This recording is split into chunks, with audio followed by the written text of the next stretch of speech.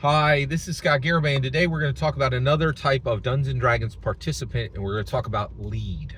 Lead. What does that mean? It means design lead, okay? It means the design lead for Dungeons & Dragons. So let's kick it off. Who was the design lead for Dungeons & Dragons for Dungeons & Dragons First Edition?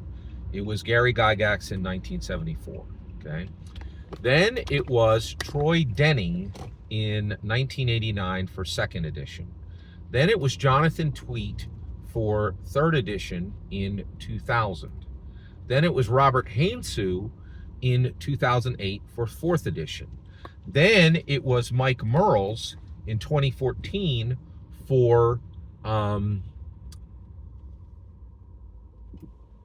Fifth Edition, and for the Forever Edition, not a new edition, but Fifth Edition being made into the Forever Edition.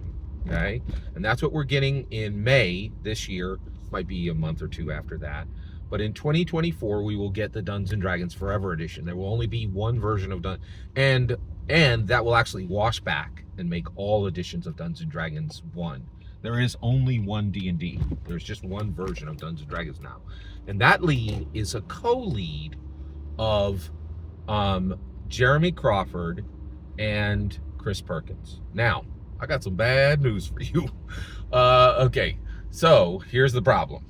So design lead, I should start talking to you now about, oh, here's all the good things about a design lead, and here's what they do to participate in Dungeons & Dragons. But the problem is, this is the biggest problem in Dungeons & Dragons design ever, and that is there has never been anything but a white male as a design lead in Dungeons & Dragons. So while this participant type should be a point of honor, it's a point of shame for Dungeons & Dragons. It's the biggest point of shame for Dungeons & Dragons.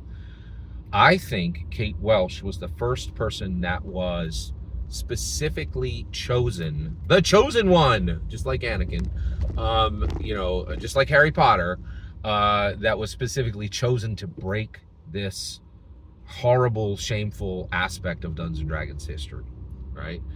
Now, I think it is probably Mackenzie DeArmas, which is a little sad because the female designer for Strixhaven was, I think, on the short list for a little while. Still could be in the mix, right? And it's and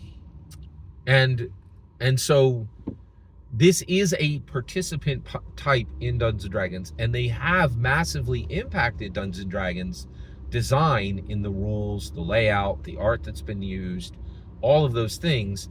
Shamefully, though, there's only been one vision. There's just been Dungeons & Dragons has forever, literally every day of its existence, been under the sole lead impact of white males, right?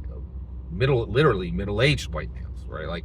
And so we are not really gonna, so Dungeons & Dragons is not gonna be unleashed, right, until we have a person of color, until we have a female, until we have something other than a middle-aged white male to be the design lead. So this is, so it is definitely a Dungeons & Dragons participant type, but unfortunately it is also, without question, Dungeons & Dragons' greatest shame, and it is very, very bad.